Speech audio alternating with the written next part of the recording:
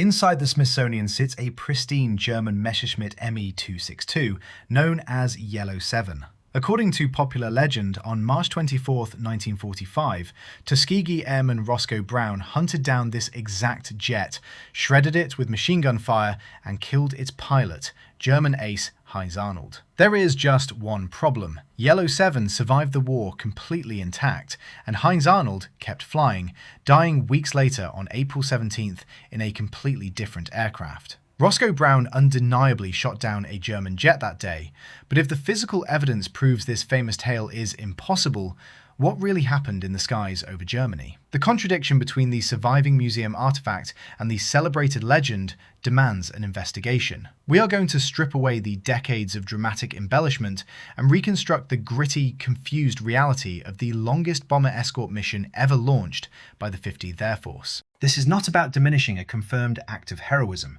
It is about examining our deep psychological need to turn messy warfare into a cleanly scripted movie scene. We want history to give us an identifiable hero and a specific villain locked in a perfect duel. But the skies over Berlin on March 24, 1945 were not a cinematic set piece.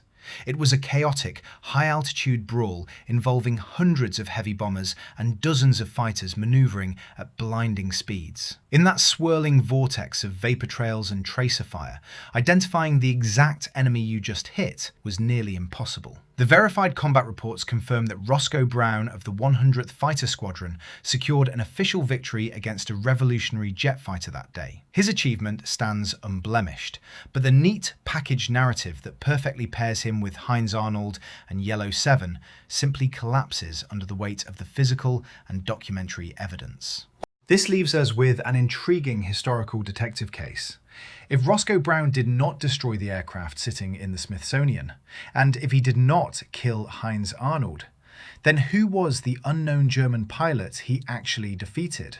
And how did one of the most complex, massive, and chaotic aerial engagements of the war get rewritten into a fictionalized one-on-one duel? To understand how this myth took root, we first have to understand the absolute extremity of the mission on March 24, 1945. At dawn, airbases across the sprawling plains of southern Italy roared to life. The 15th Air Force was launching a massive, lumbering armada. The target for the day was the Daimler-Benz tank engine factory, situated squarely in the heavily defended capital of Berlin. For the heavy bomber wings taking off from Italian runways, Berlin was not just another strategic target on the map. It was located at the absolute ragged edge of their maximum operational radius. This was a 1,600-mile round trip. The Boeing B-17 Flying Fortresses were loaded to their absolute maximum gross weight with bombs, ammunition, and high-octane aviation fuel, sluggishly clawing their way up to 25,000 feet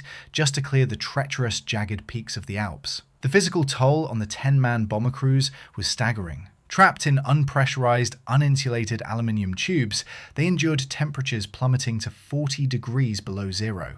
They breathed through freezing oxygen masks, knowing that a crimped or frozen air hose meant unconsciousness and death within minutes. They were physically exhausted and vibrating with tension before they even reached enemy airspace. And they were agonizingly slow, cruising at a speed of barely 200 miles per hour. They were massive, heavily armed, but fundamentally static targets, suspended in the freezing air. To survive a deep penetration raid of this unprecedented magnitude, these highly vulnerable bomber streams required absolute, unbroken protection. Enter the 332nd Fighter Group, flying out of Ramatelli, Italy. Among them was Captain Roscoe Brown, a highly capable flight leader assigned to the 100th Fighter Squadron. Brown and his fellow pilots were strapped into the cramped, freezing cockpits of P-51 Mustangs, widely considered the premier American escort fighter of the war. Their aircraft, distinguished by their bright red tail sections, were marvels of late-stage piston engine engineering. But escorting slow, heavy bombers on a maximum range endurance mission was a logistical and physical nightmare. A Mustang flying in a straight line at its optimal cruising speed would rapidly leave the lumbering bombers far behind. To stay with the B-17s, the fighters had to constantly weave, flying wide, sweeping zigzag patterns back and forth over the bomber boxes. This constant, rhythmic maneuvering burned precious fuel at an alarming rate. The pilots were flying on external drop tanks, acutely aware that dropping them too early meant they wouldn't have the fuel to make the long journey home, and dropping them too late meant entering a lethal dogfight with highly flammable, drag-inducing metal pods strapped to their wings. The tactical imperative of the 332nd was simple, yet brutally demanding. Do not abandon the bombers. Stay between the enemy and the heavies at all costs. But as the war dragged into the early spring of 1945, the fundamental nature of that enemy was rapidly, violently changing. The skies over the shrinking Third Reich were no longer just the domain of familiar propeller-driven Messerschmitt 109s and Focke-Wulf 190s. The German Luftwaffe, backed into a strategic corner and desperate to halt the relentless Allied bombing campaigns, had unleashed a technological terror that threatened to render the American Mustang obsolete overnight. The Messerschmitt Me 262 was the world's first operational jet-powered fighter aircraft. To the American pilots encountering it for the first time, it looked like a weapon pulled from a science fiction magazine. It had no propeller. Its wings were sharply swept back like a predatory bird diving for a kill. Slung under those wings were two Junkers Umo turbojet engines. The performance differential between this new machine and the American escorts was not just significant, it was entirely paralyzing. While a P-51 Mustang, pushed to its absolute structural limits, might reach 440 miles per hour in level flight, the Me-262 cruised effortlessly at 540 miles per hour. It possessed a 100 mile per hour speed advantage over the very fastest Allied fighters in the sky. But speed was only half the nightmare. The Me-262 was purpose-built to execute a single, devastating mission profile: the total annihilation of heavy bomber formations. Packed into its blunt nose was an armament package of terrifying lethality. 4 30mm Mk108 cannons. These were not standard rapid-fire machine guns. They fired high-explosive mine shells. Unlike solid armor-piercing rounds that punched clean holes through aluminium skin, these massive shells were packed with explosives and featured a delayed fuse. They were designed to penetrate the outer hull of a bomber and detonate violently inside the internal structure. It took only 3 or 4 well-placed hits from an Mk108 to completely sever the wing or blow off the entire tail section of a massive B-17. A single 1-second burst from an attacking Me-262 could unleash over 90 pounds of high explosives directly into the American formation. The introduction of the jet fighter fundamentally broke the established, hard-learned rules of aerial warfare. The standard American escort tactic relied heavily on aggressive interception. When German prop fighters approached a bomber stream, the Mustangs would turn into them, using their superior maneuverability to force a swirling dogfight, actively driving the attackers away from the vulnerable B-17s. But you cannot intercept what you cannot catch. The Me-262s dictated the entire tempo and geometry of the engagement.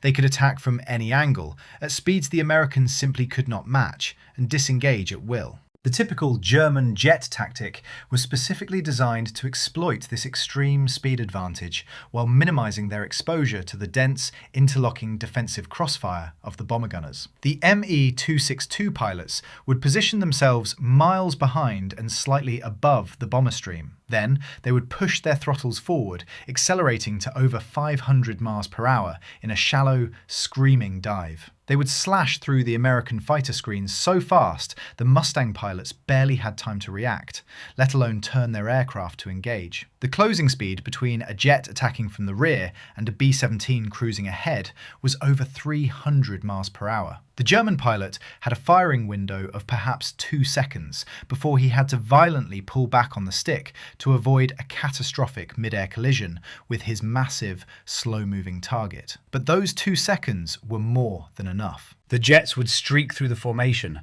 leave burning bombers falling from the sky, and climb away into the clouds, completely untouchable. For pilots like Roscoe Brown, this presented an agonizing, nearly unsolvable tactical puzzle. They were sitting in the finest propeller-driven fighters in the world, yet they were essentially flying static defense platforms against an enemy that moved like lightning.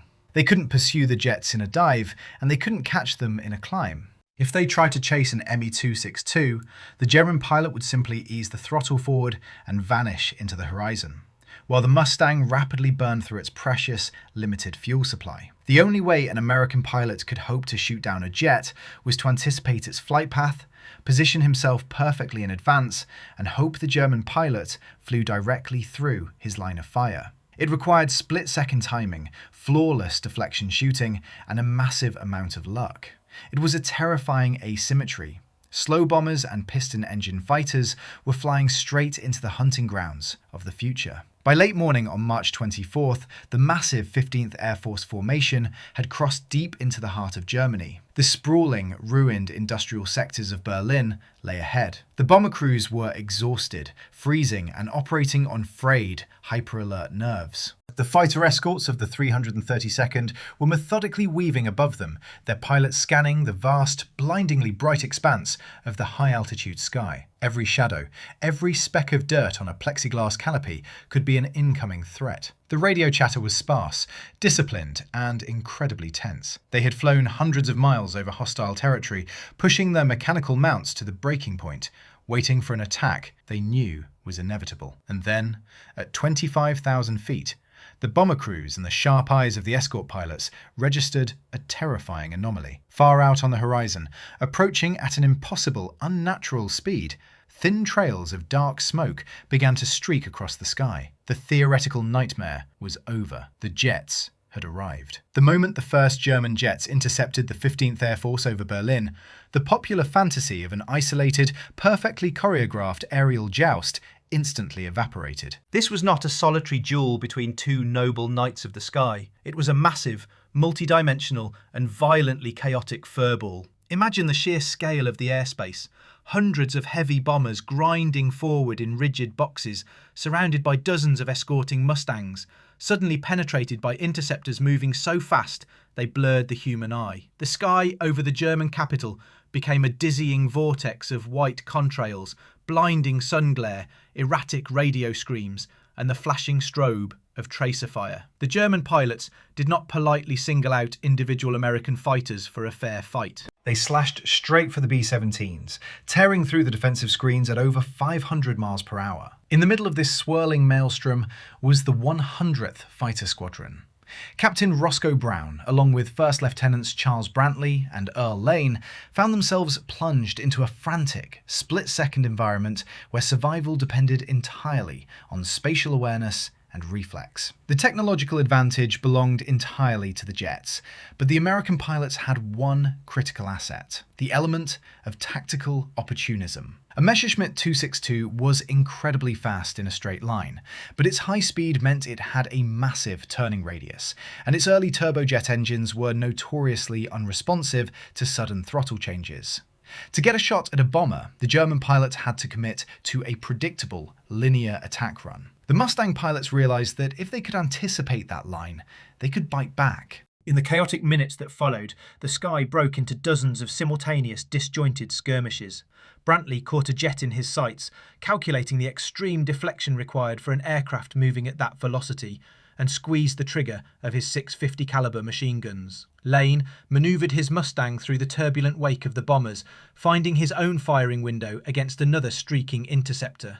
And Roscoe Brown, observing a German jet fixating on its bombing target, anticipated the enemy's trajectory, aggressively pushed his P-51 into a dive to build maximum speed, and unleashed a lethal burst. Through sheer skill, aggressive manoeuvring, and an instinctive grasp of deflection shooting, these three pilots achieved the seemingly impossible. They successfully engaged the superior jet fighters.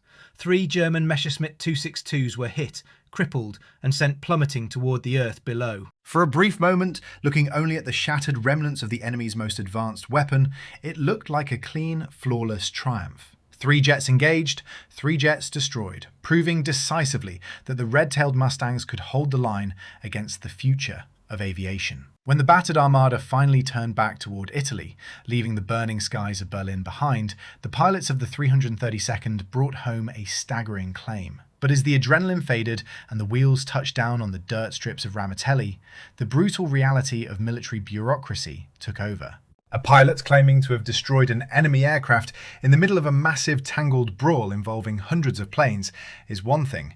Officially verifying it is entirely another. If 3 German jets went down in a chaotic battlefield spanning dozens of miles, how did military intelligence actually prove who pulled the trigger, who went down, and whose names belonged in the official history books? The answer lies in the deeply flawed, inherently confusing process of how aerial victories were actually confirmed during the Second World War. When a pilot landed back at base, exhausted and soaked in sweat, claiming a kill was not a simple matter of checking a box.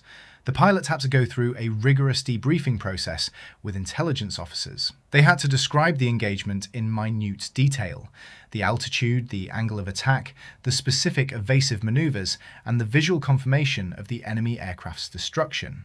But the primary, indisputable piece of evidence the intelligence officers relied upon was the gun camera footage. Mounted in the wing or nose of the fighter, this small, rugged camera was synchronized to the trigger of the machine guns. It only ran when the pilot was actively firing.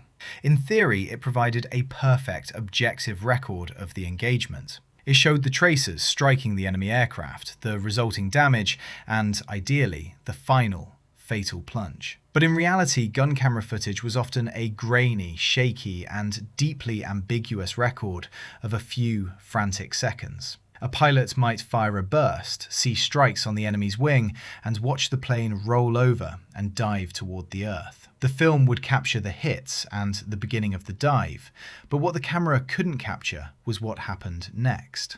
Did the German pilots recover at a lower altitude and limp back to a nearby airfield? Did the aircraft catch fire and explode a few thousand feet below the clouds, unseen by anyone? Or did another American pilot, flying miles away and engaged in a completely separate skirmish, also fire on the exact same descending aircraft, leading to 2 separate claims for a single downed plane? The intelligence officers had to piece together these fragmented, often contradictory accounts. They cross-referenced pilot reports, analysed the blurry footage frame by frame, and heavily weighed the testimonies of wingmen who could corroborate the claim. If a wingman confidently stated, "I saw Captain Brown hit the jet, it caught fire, the pilot bailed out, and the aircraft crashed into a field," that testimony, combined with the gun camera footage showing the initial strikes, was usually sufficient to confirm the victory. And for Roscoe Brown, Charles Brantley, and Earl Lane, this rigorous process yielded a definitive result.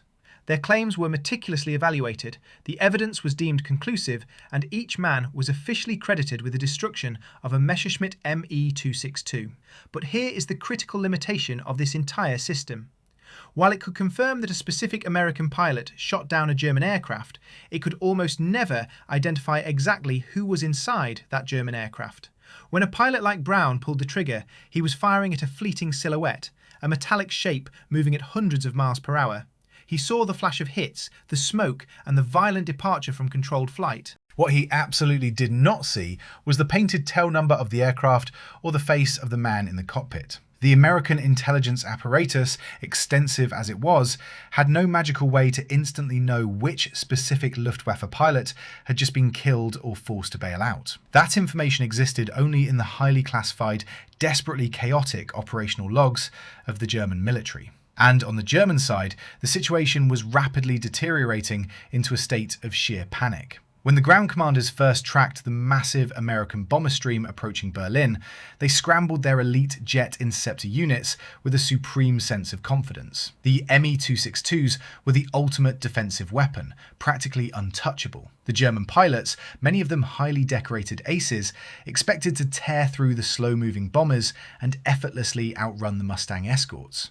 But as the jets climbed to altitude and engaged the American armada, that confidence shattered against a grim, overwhelming reality. The sheer volume of American fighters filling the sky over Berlin completely neutralized the jet's speed advantage. An Me 262 pilot would execute a lightning-fast firing pass on a B-17, pull away at 500 miles per hour, and immediately find himself flying directly into the path of another element of P-51s. The American escorts were layered in such dense, overlapping formations that the jets simply had nowhere to maneuver without running into a wall of 50 caliber machine gun fire. The Luftwaffe commanders, listening to the frantic radio chatter of their pilots, realized with mounting dread that they were bleeding out. They were losing their most advanced, irreplaceable aircraft and their highly trained pilots at a rate they simply could not sustain. The American strategy of overwhelming numbers, combined with the aggressive, opportunistic tactics of pilots like Brown, Brantley and Lane, was breaking the back of the German jet defence. But the sheer scale of this aerial bloodbath introduces the most significant complication in identifying Roscoe Brown's specific victim, because the 332nd Fighter Group were not the only Americans hunting jets over Berlin that day. As the bombers ground their way toward the target, another massive formation of American escorts, the 31st Fighter Group, was aggressively sweeping the airspace. These pilots, also flying P-51 Mustangs, found themselves embroiled in their own desperate, simultaneous clashes with the German interceptors. The sky was fractured into dozens of isolated, violent engagements spanning hundreds of square miles. And when the surviving pilots of the 31st Fighter Group returned to their bases in Italy, they brought back their own staggering claims. After the debriefings, the gun camera analysis and the wingman testimonies, 5 different pilots from the 31st Fighter Group were officially credited with shooting down an Me-262 on March 24th. This single detail completely shatters the narrative of a neat, contained duel. We are not looking at an isolated incident where 3 Tuskegee Airmen engaged 3 German jets. We are looking at a sprawling, chaotic battlefield where at least 8 different American pilots successfully destroyed an Me-262 on the exact same day in the exact same massive operation. So, how did historians and researchers attempt to unravel this tangled mess after the war? The only way to match an American victory to a specific German loss was to meticulously compare the Allied combat reports with the surviving records of the Luftwaffe.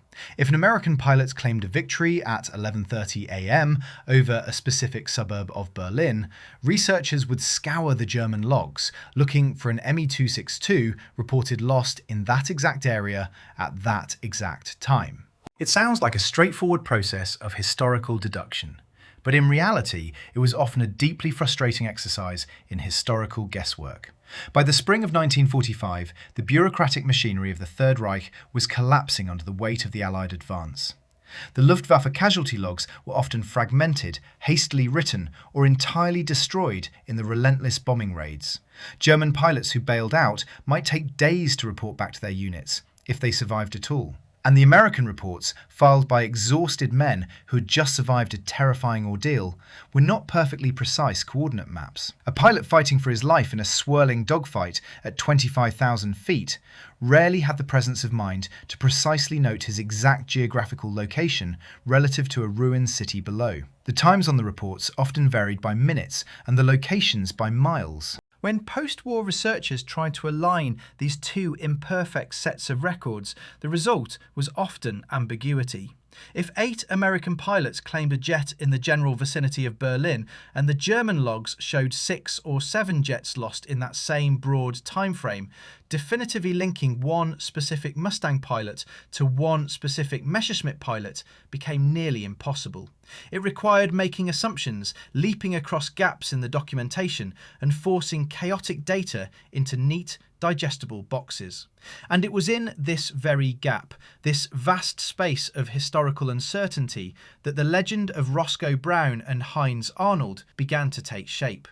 While the historians meticulously argued over fractured documents and ambiguous timestamps, trying to solve the puzzle of who shot down whom, the men who actually flew the mission were grappling with a far more immediate and brutal reality. The focus on the verified victories and the meticulous record-keeping often obscures the deeply disturbing truth of what actually happened to the American forces that day. The true cost of the mission was far higher and far darker than the neat columns of a victory log could ever convey.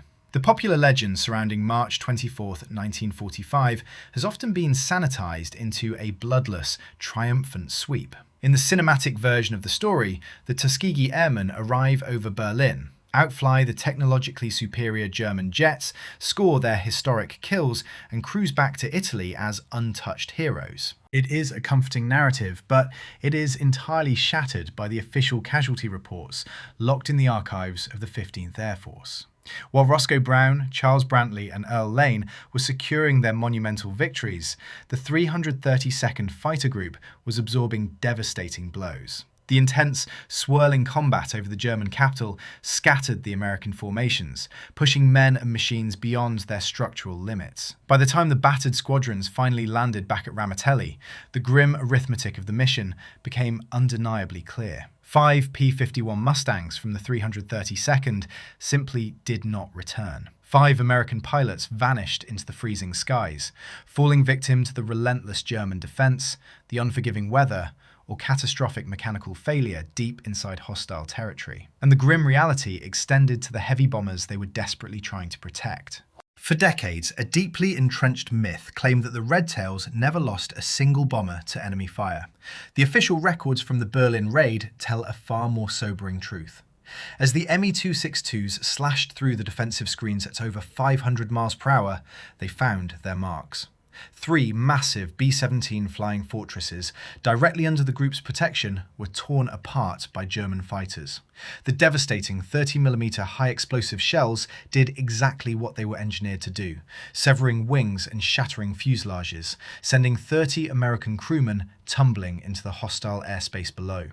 2 more heavy bombers were wiped out in the chaotic meat grinder, succumbing to a lethal combination of enemy interceptors and the dense, suffocating clouds of anti-aircraft flak over the city. This was not a flawless cinematic victory.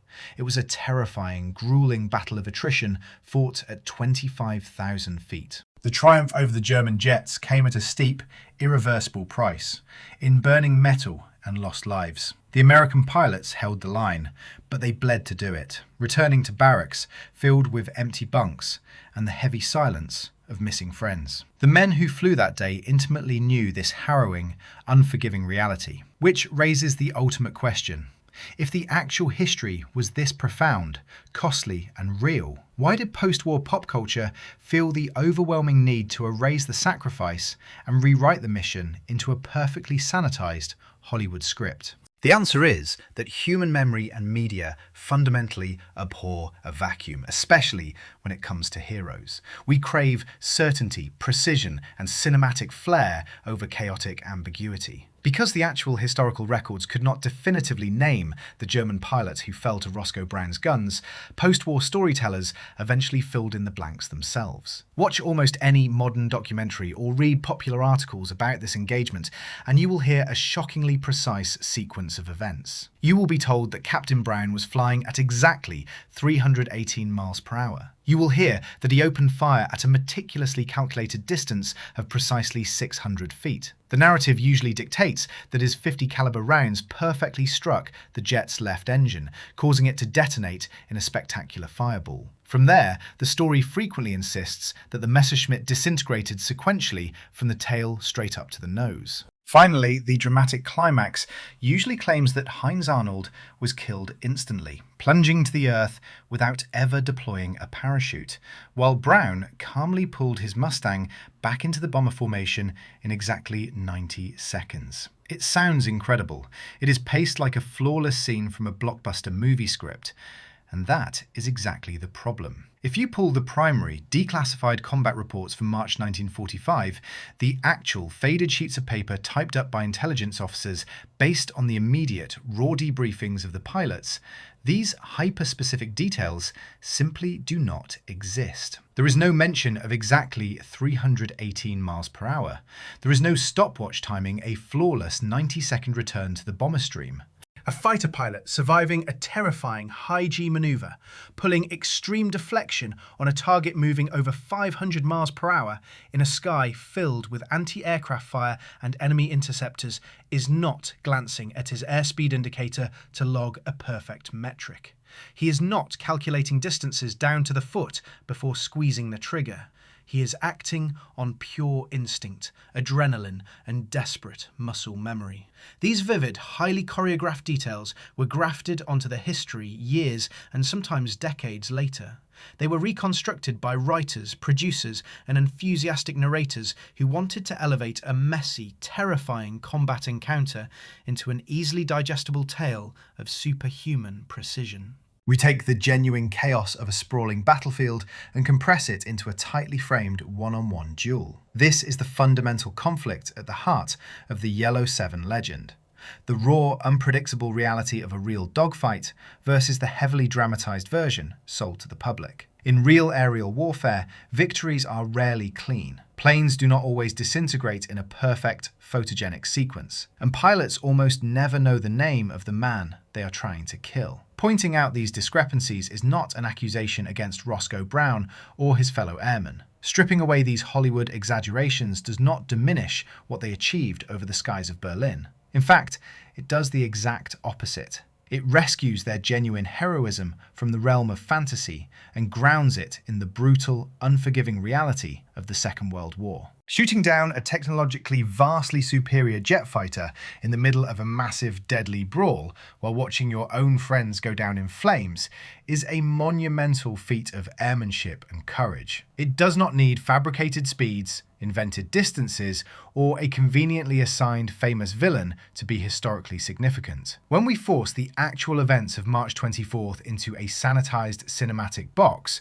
we rob the pilots of their genuine human experience. We trade the profound, gritty weight of their survival for a cheap, easily consumed thrill. And it forces us to finally realize exactly what is lost when we choose a comfortable legend over a complex truth. Which brings us back to the quiet, climate-controlled halls of the Smithsonian, where the immaculate Yellow 7 sits today. For a long time, the survival of this specific Messerschmitt was treated as an awkward contradiction, an uncomfortable glitch in a celebrated story that some preferred not to look at too closely. But this silent artifact does not unravel Roscoe Brown's combat record. His official victory over a German jet fighter on March 24th remains an undeniable, documented fact. Instead, what Yellow 7 actually exposes is us. It exposes our deep-seated need to curate history, to take the sprawling, incomprehensible trauma of a global war and force it into the familiar shape of a comic book. We want a known hero crossing paths with a famously identified ace in a beautifully illuminated one-on-one duel in the sky. But the Tuskegee Airmen never needed that fabricated simplicity to validate their legacy. The true weight of what they accomplished over the German capital is far more profound than any Hollywood script could ever invent. They did not fly into a sterile cinematic set piece.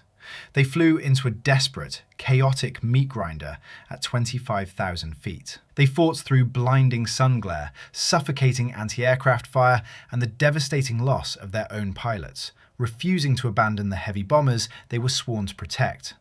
All while intercepting the most technologically terrifying aircraft the world had ever seen. Their greatness was forged in the messy, terrifying reality of a deadly mission, where survival was measured in fractions of a second, not in perfectly timed 90-second maneuvers. Accepting the true history means surrendering the comfort of a perfect myth. It means acknowledging that warfare is a brutal, chaotic machine that rarely offers clean closures or beautifully paired enemies.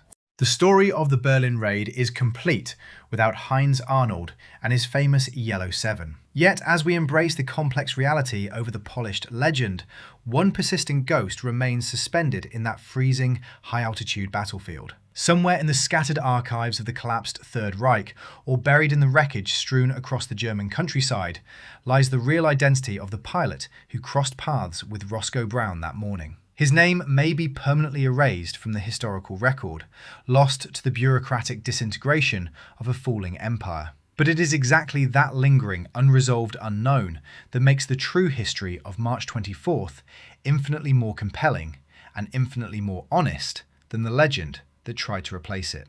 The true identity of the German pilots who fell to Roscoe Brown on March 24, 1945, may forever remain trapped in the burning, chaotic archives of a collapsing Third Reich, taking the exact details of that fatal encounter to an anonymous grave. Yet we do not need a famously named villain or a pristine museum artifact to validate the sheer, unvarnished courage required to fight and survive in the freezing skies over Berlin. It is precisely this lingering, unresolved unknown, the messy, unforgiving reality of a sprawling aerial brawl, that makes the actual history of the Second World War infinitely more compelling, honest and powerful than the neatest of legends.